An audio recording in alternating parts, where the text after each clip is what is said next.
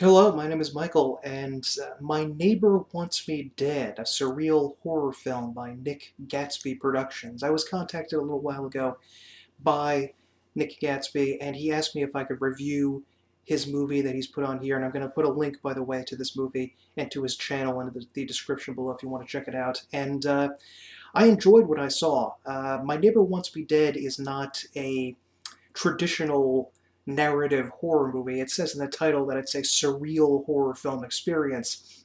It's really a movie that only has one actor in it in the entire thing. Technically two, but we virtually never see anything but one person called the Tenant.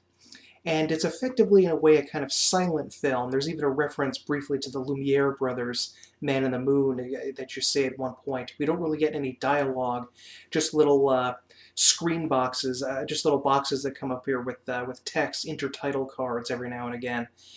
And it tells the story of a man who is trapped inside of his own apartment and being menaced or harassed by someone that he thinks is going to murder him and is trying to break into his apartment.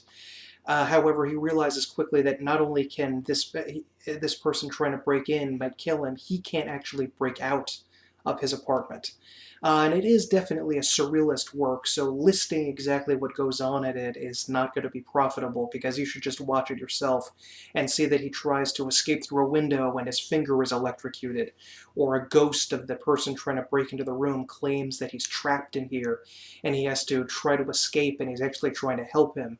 And there's a whole bunch of different weird things that happen. He dies multiple times over and over again in a repetitious loop, sort of like a never-ending dream that goes on.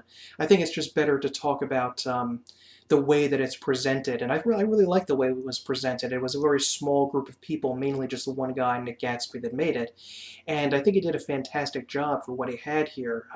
There is a kind of the music runs the gamut between a stereotypical type of horror movie soundtrack stuff that plays, but also there's kind of a creepy, like a piano score that hums in every now and again, and it sort of sounds a little bit like the creepy piano music that plays when Evil Cooper dies or is shot in Twin Peaks: The Return, so I kind of like that, and it pops in with some weird sort of silent film type music. Considering this is sort of a silent film, it's kind of appropriate.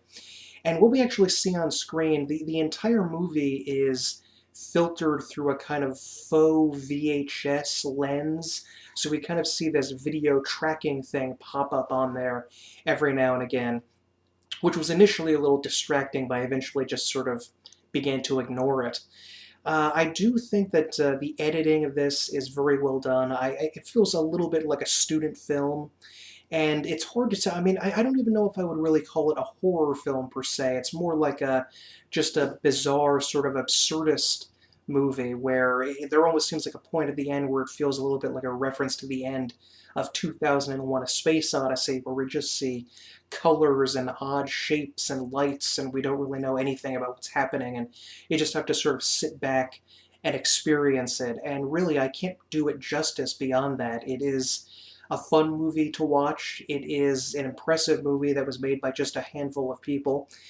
And I enjoy the silent film kind of style that it's done there, and I think it was worthwhile to sit and watch it. It was fun for me. I mean, if I could offer a criticism, it would really be that I think this was probably a little bit too long. I looked at some of the other work on his channel, and it seemed a lot shorter. This was about an hour long, this movie, and a lot of the other things he did were short films, and I think this would have worked better as a short film. I don't know if it really was an hour's worth of material here, although I'm sure he had fun sort of exploring his sort of inner mind with this surrealist, sort of irreal landscape. And I mean, it does get a little creepy and eerie at times, I should say, where the tenant is sort of convinced by his neighbor to try to kill himself in order to escape this weird loop that he's in, but he can't escape from it.